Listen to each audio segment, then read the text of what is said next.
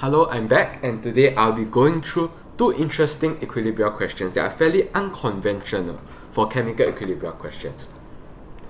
So let us take a look at the first question. Okay, in a chemical plant, methylbenzene is made by cyclizing and dehydrogenating heptane. Okay, so in this reaction. Okay, so the equilibrium constant, you're given an equilibrium constant at a certain temperature is 1 atm to the power of 4. So it is decided to operate the plant so that 90% of the heptane is converted into methylbenzene. So part A would be to calculate the partial pressure of the three components in terms of the total pressure P. So let us first write out the expression for the equilibrium constant Kp.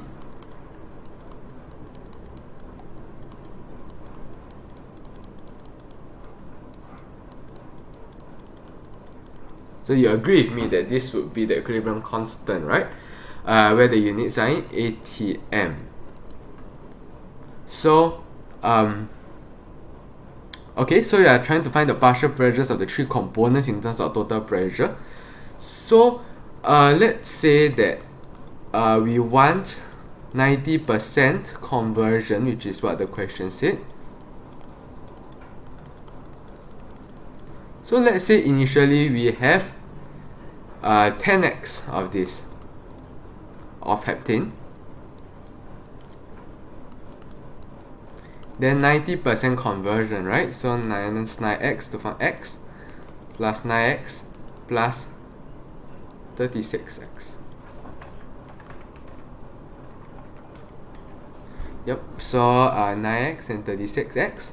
So note that now the total number of moles of gas in terms of x would be 46x, right? You will agree? Total. So we just need to find the mole fractions. So the partial pressure of C7H16 first equals the mole fraction of C7H16 times the total pressure P, right? So what is the mole fraction is 1 over 46 P. So we leave it in 3SF. Don't forget. 0.0217 P.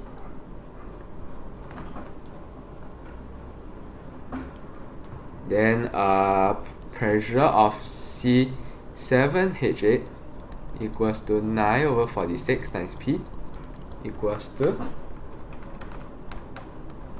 just type in your calculator, 0.196. And the pressure of lastly hydrogen gas, it would be the greatest, is 36 over 46. P equals to 0.783 P. Okay, so what's the second part of the question? Right, down the expression for Kp in terms of the partial pressure of the gases involved in the reaction. Okay, we done that already. That was in fact the first thing we did, and I suggest also the first thing that you do. Hence, calculate the total pressure that will produce a 90% conversion at 300 degrees Celsius. So let me downsize this thing first.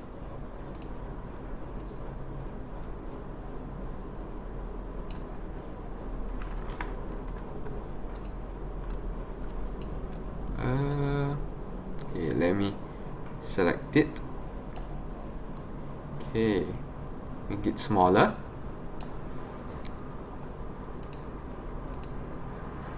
Okay.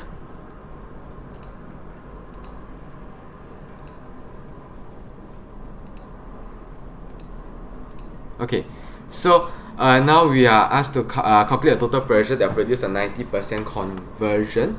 So actually this is very easy. We just substitute the partial pressures in terms of P into the Kp value. So pH to 0.783 P to the power of 4 times pressure of C7H8 0.196 P divided by 0.0217 P. And we realize that all this P and this P will cancel out.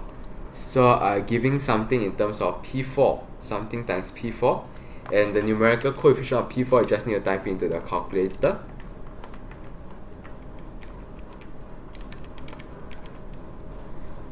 It will be 3.39551. 50 P4, and this will be equals to 1 atm because we are doing at the same temperature. So P equals to this, and just type it in your calculator.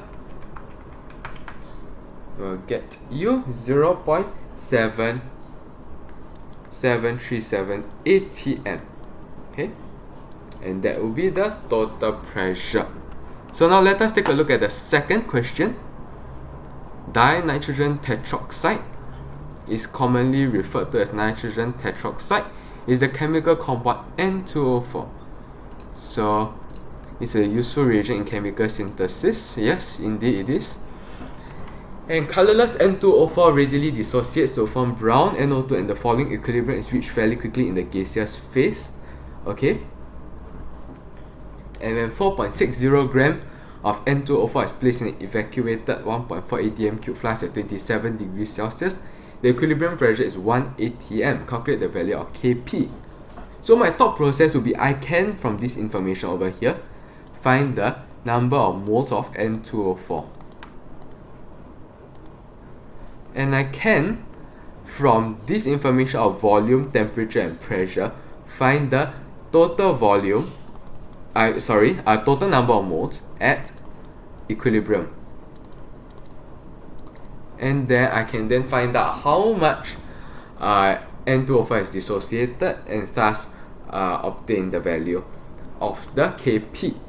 So let us first calculate the amount N2O4 equals to 4.60 divided by 2 times 14.0 plus 4 times 16.0. So just key into your calculator. You get 0.05 moles, a very nice value over here. So you can construct the ice table.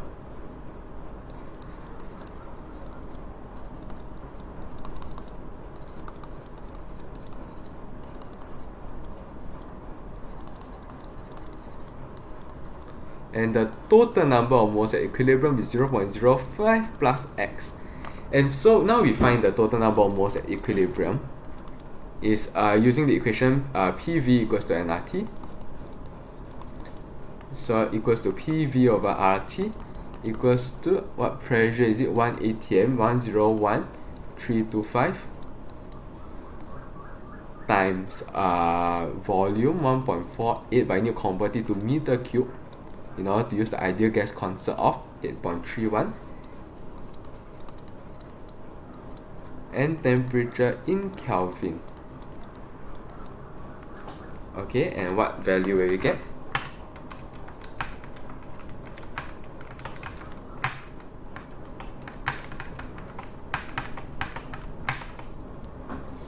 We will get the value 0.060153 mole.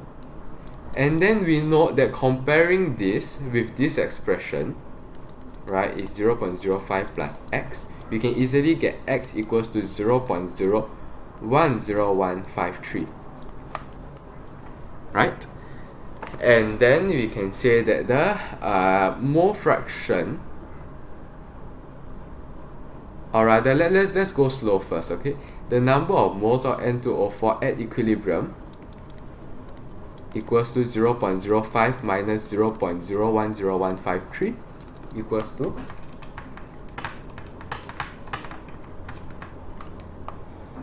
0.039847,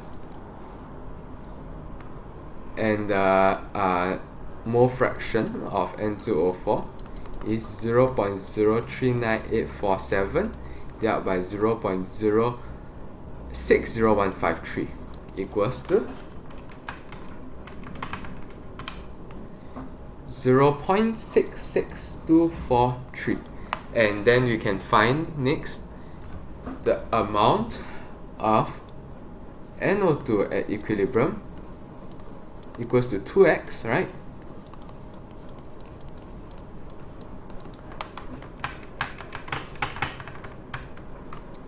Equals to 0.020306, and then the mole fraction of NO2 would be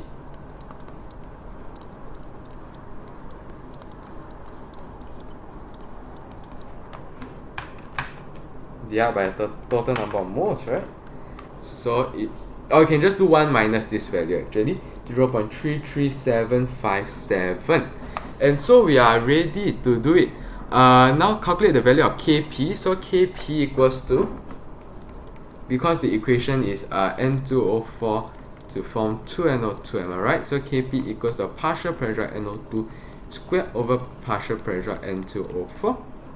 So is the mole fraction of NO2 times total pressure squared over the mole fraction of N2O4 times the total pressure. So it gets the mole fraction of NO2 over the mole fraction of N2O4 times total pressure.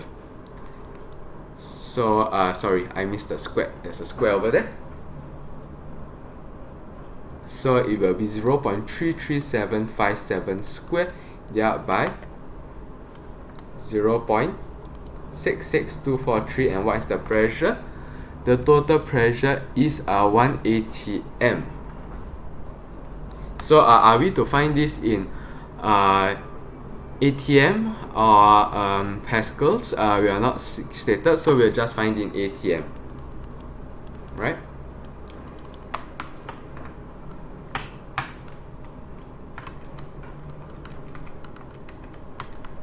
So you get what? 0.172 atm. Okay, and now let us take a look at part B. Describe and explain what you will observe when the stoppered flask is placed into a basin of boiling water. So we realize that the reaction is endothermic, so the forward reaction absorbs heat. So then we can say quite easily that